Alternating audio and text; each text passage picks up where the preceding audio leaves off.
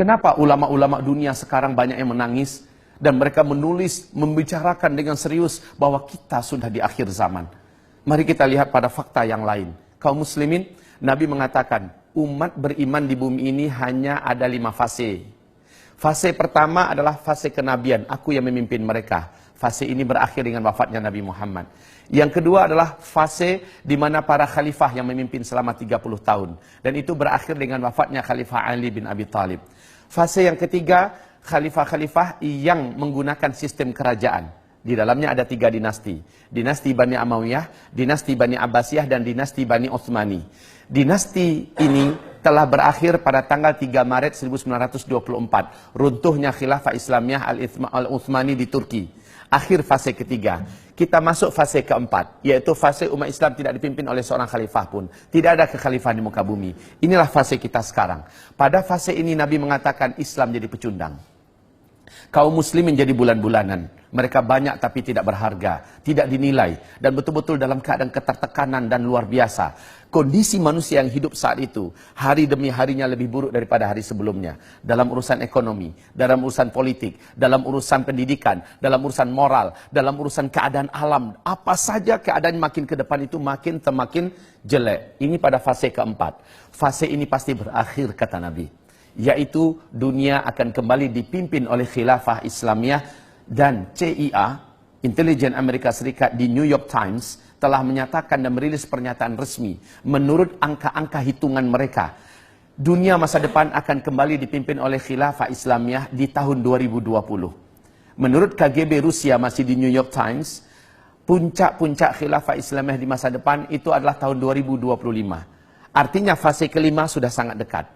Dan kaum muslimin, kelima fase ini akan ditutup dengan ditutupnya fase khilafah Islamiyah memimpin dunia.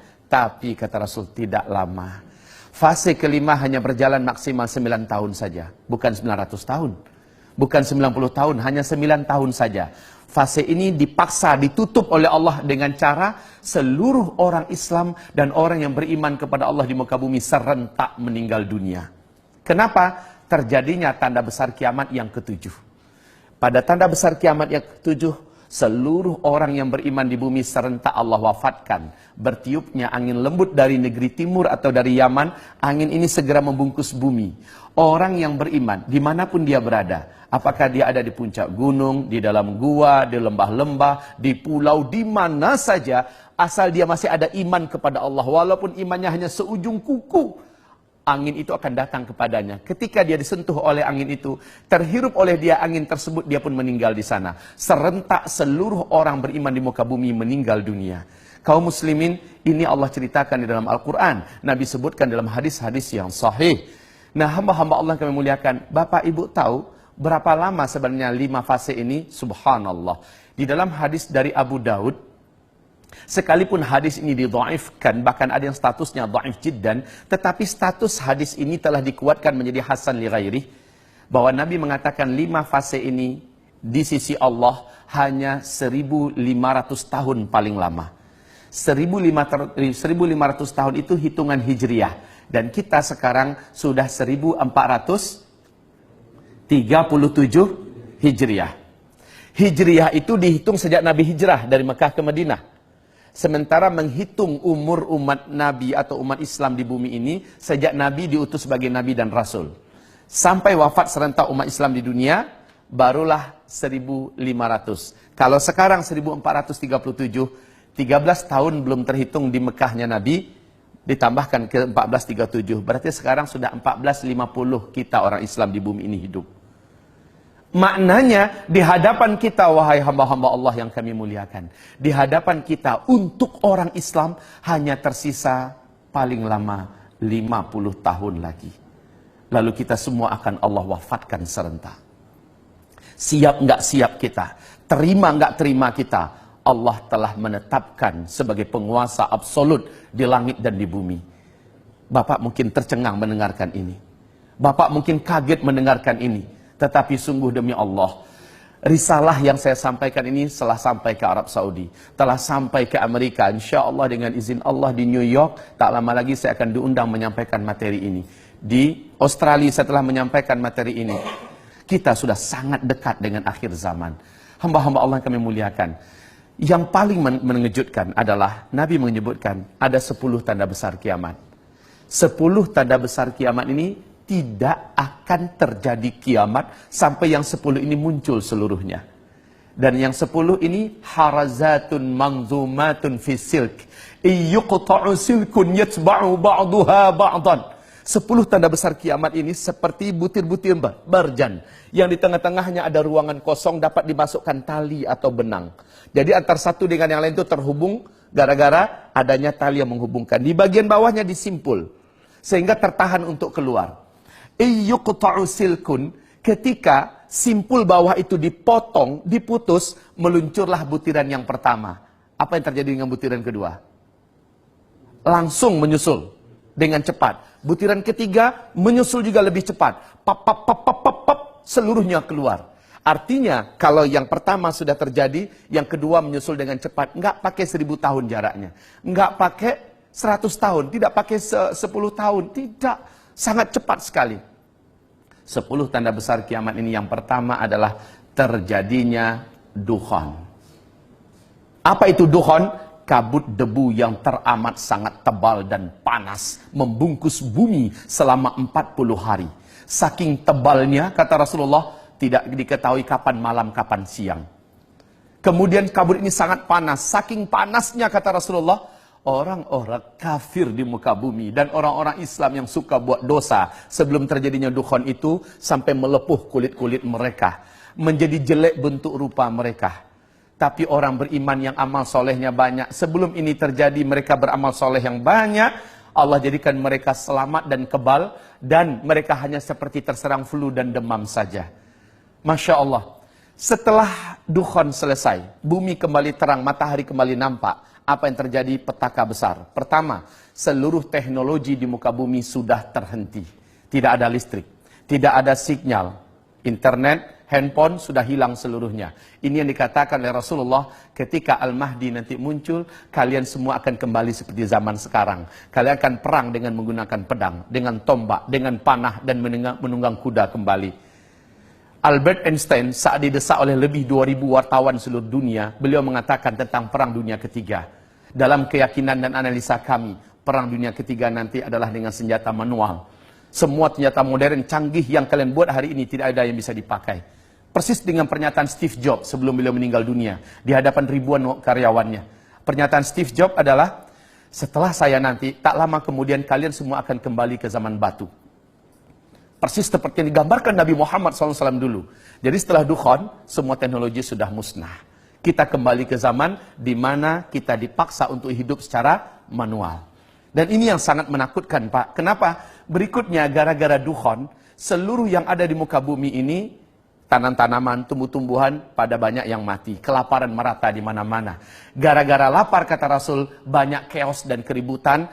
Kekacauan demi kekacauan, memperebutkan makanan sampai membunuh tetangga pun terjadi. Dan ini akibat daripada sulitnya dan langkanya makanan. Iklim udara menjadi sangat panas. Setelah itu manusia mulai putus asa hidup. Sampai-sampai orang yang paling kuat imannya, kata Nabi, kalau lewat dekat kuburan dia berkata, alangkah enaknya orang yang dalam kuburan itu kalaulah saya bisa ditinggal di dalam seperti mereka. Ini orang beriman loh ngomong. Sementara orang yang tidak beriman, mereka akan putus asa hidup. Mereka hanya memilih salah satu di antara dua cara. Menjadi brutal untuk mempertahankan hidup, atau bunuh diri, mengakhiri hidup. Setelah itu, Masya Allah, waktu azan masuk, Bapak Ibu, silakan berbuka. Air sudah ada di hidangan Bapak-Bapak. Semoga Allah menerima amal ibadah puasa kita. Sambil Bapak berbuka, izinkan saya 5 menit lagi, boleh? Silakan Bapak berbuka. Semoga Allah terima amal ibadah puasanya. Saya lanjutkan sedikit, Bapak Ibu. Kemudian kata Nabi, setelah itu keluarlah Dajjal. Tidak seorang Nabi pun dan Rasul pun yang ada di muka bumi ini, terima kasih, melainkan memperingatkan umatnya masing-masing tentang Dajjal. Dajjal ini memiliki kemampuan yang menyebabkan seluruh dukun dan dunia sujud kepadanya. Dajjal ini mampu menurunkan hujan dari langit, menghidupkan semua orang yang ada di dalam kuburan, padahal seluruh mereka yang hidup itu adalah dari bangsa jin dan setan yang menjelma dari orang-orang yang dulu pernah hidup. Dajjal ini akan menyebabkan manusia-manusia menguap imannya dan mereka menjadi murtad kepada Allah. Bapak Ibu, Dajjal mengaku sebagai Tuhan dan banyak yang percaya. Banyak yang sujud menyembah Dajjal. Dan yang paling banyak menyembah Dajjal, kata Rasulullah, dari umatku nanti adalah kaum wanita. Sementara tanda-tanda Dajjal akan keluar di dalam hadis Sahih Muslim ada dua. Yang pertama, apabila pohon-pohon di kebun kurma Baisan sudah tidak berbuah. Bapak tahu perkembangan sekarang?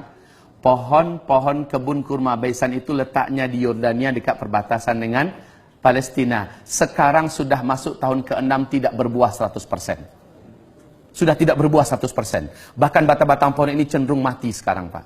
Yang kedua, dalam hadis Sahih Muslim, apabila Danau Tiberias yang sekarang adalah pusat sumber air utama bangsa Yahudi di Israel, ya, apabila Danau Tiberias menyusut airnya dan berkurang terus. Ketahuilah Bapak-bapak yang kami muliakan, sejak tahun 2003 sampai 2013, Danau Tiberias yang dalamnya dari permukaan sampai dasar itu hanya 45 meter, telah susut 16 meter. Pemerintah Israel sangat-sangat ketakutan hari ini. Sehingga di TV resmi mereka, masih ada di YouTube itu, mereka umumkan ketakutan mereka tidak bisa dibuat-buat. Apalagi akhir 2015, Danau Tiberias, bagian dasar yang paling menonjol dari dasar Danau Tiberias itu sudah nampak kayak pulau-pulau kecil, Pak, di atas permukaan danau. Artinya apa? Semakin susut. Dan ini adalah pertanda besar Dajjal akan keluar.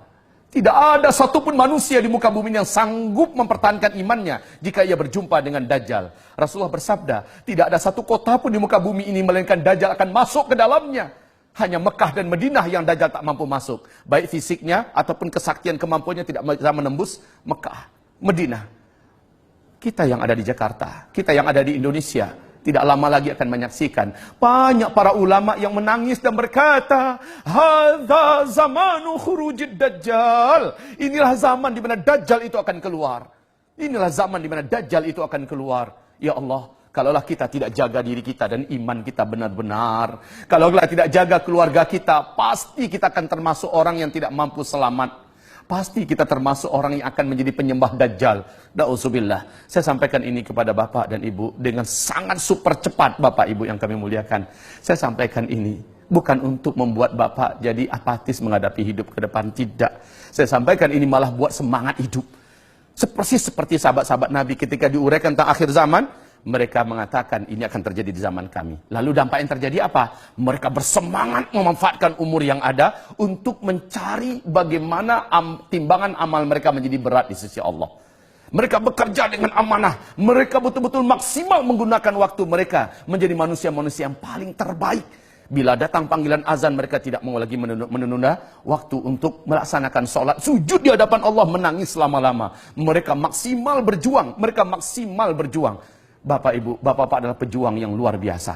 Penyelamat dan pembela negeri. Tetapi Bapak adalah calon-calon mayat.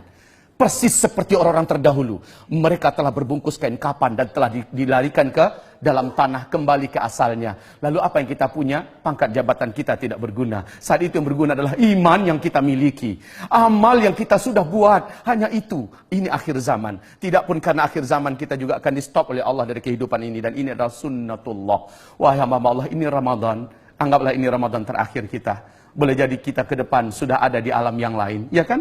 Kita tidak tahu rahasia apa yang akan Allah sembunyikan untuk diri kita. Yang pasti masa depan sudah semakin gelap. Tetapi kita masih hidup sekarang. Selagi masih hidup, maksimallah berbuat. Maksimallah berbuat. Jadilah manusia-manusia terbaik yang akhirnya dapat dibanggakan di bumi, dapat dibanggakan di langit, di dunia, bahagia, di akhirat, di dalam surga. Amin, ya Rabbal Alamin. Mari kita berdoa. Kita harapkan doa ini naik ke langit dan Allah turunkan segala kebaikan untuk kita semua. Astaghfirullahalazim, astaghfirullahalazim, astaghfirullahalazim. Alladzi la ilaha illa huwal hayyul qayyum wa atubu ilaih. Allahumma ighfir lil muslimina wal muslimat wal mu'minina wal mu'minat al ahya'i minhum wal amwat birahmatika ya sami'un qaribu mujibu da'awat. Ya Allah, ya Rahman, terimalah amal ibadah puasa kami satu hari ini, ya Allah. Dan jadikanlah berbuka kami ini adalah berbuka yang kau berkahi, ya Allah. Berilah kami kegembiraan dengan menjadi ahli surga karena kami telah mematuhi agamamu, ya Allah. Ampuni dosa-dosa kami di masa lalu yang pernah kami buat. Dalam keadaan lupa, dalam keadaan sadar atau tidak sengaja. Kami adalah manusia, bukan malaikat, ya Allah. Dan kami punya nafsu serta digoda syaitan. Pasti banyak dosa maksiat yang sudah kami buat. Ampuni dosa-dosa kami, ya Allah. Bila ternyata kami adalah manusia-manusia yang hidup di akhir zaman. Dan kami akan menghadapi huru-hara dan petaka yang besar. Sungguh iman kami sangat tipis dan amal kami masih sangat-sangat sedikit. Ya Allah, janganlah Engkau biarkan kami. Janganlah Engkau jadikan kami termasuk yang hanyut dalam fitnah akhir zaman. Selamatkan kami semua, ya Allah. Selamatkanlah para panglima-panglima kami yang ada, jenderal-jenderal kami yang ada, petinggi-petinggi militer ini yang ada, ya Allah. Berikanlah mereka hidayah-Mu, kuatkanlah iman di hati mereka, ya Allah.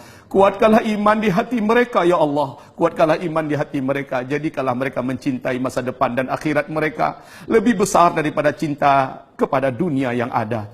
Ya Allah, jadikanlah mereka semuanya mencintai Islam dan kaum muslimin melebihi segala-galanya. Jadikanlah mereka sebagai calon-calon penghuni surga-Mu kelak, ya Allah. Lindungi mereka dan selamatkan mereka dari api neraka-Mu, ya Allah. Dan janganlah biarkan Dajjal berhasil menjadikan mereka bala tentaranya, ya Allah. Tapi jadikanlah mereka bala tentara-Mu, ya Allah, di akhir zaman. Di mana mereka hanya berpihak untuk-Mu dan hanya demi-Mu dan karena-Mu, ya Allah. Ya Allah, ya Rahman, ya Rahim. Terimalah amal ibadah mereka semua. Terimalah solat mereka, puasa mereka, umrah dan haji mereka, sedekah dan infak mereka. Jadikanlah hati mereka mengkilat terang benderang karena cahaya iman yang Kau masukkan. Ampuni, ampuni, ampuni seluruh mereka, kami semua tanpa terkecuali. Ya Allah, selamatkanlah keluarga kami seluruhnya dari fitnah dan huru-hara petaka akhir zaman. Ya Allah, ampunilah seluruh apapun yang sudah kami buat dengan terpaksa atau dalam keadaan sukarela. Apapun yang sudah kami buat, ampuni seluruhnya, ya Rabbal Alamin. Ya Allah, ya Rahman, ya Allah, ya Rahim, ya Mujibas Sa'ilin, inna natubu ilaik wa nastaghfiruka ya Rabbal Alamin. Rabbana atina fid dunya hasanah wa fil akhirati hasanah wa qina adzaban nar. Subhana rabbika rabbil izzati amma yasifun wa salamun alal mursalin walhamdulillahi rabbil alamin. Allahumma amin. Sallallahu alaihi wasallam. Demikian dari saya, mohon maaf setelah mengambil waktu Bapak lebih daripada waktu berbuka. Mari kita baca surat Wal Asri, Bapak-bapak. Bismillahirrahmanirrahim. Wal asri innal insana lafi khusr illa alladhina amanu wa amilus salihat wa tawasaw bil haqq wa tawasaw bis sabr. Allahumma arhamna bil Quran wa sadaqallahul azim. Nabi berkata, siapa yang akan berdiri di tempat duduknya lalu dia membaca doa kafaratul majlis, sebelum ia berdiri Allah sudah gugurkan seluruh dosa-dosa kecil yang perbuat sebelum itu. Mari kita baca bersama-sama ya Pak ya. Subhanakallahumma wa bihamdika asyhadu an la ilaha illa anta astaghfiruka wa atubu ilaika. Amin ya rabbal alamin. Walhamdulillahi rabbil alamin. Wabillahi taufiq wal hidayah. Mohon maaf lahir batin. Wassalamualaikum warahmatullahi wabarakatuh.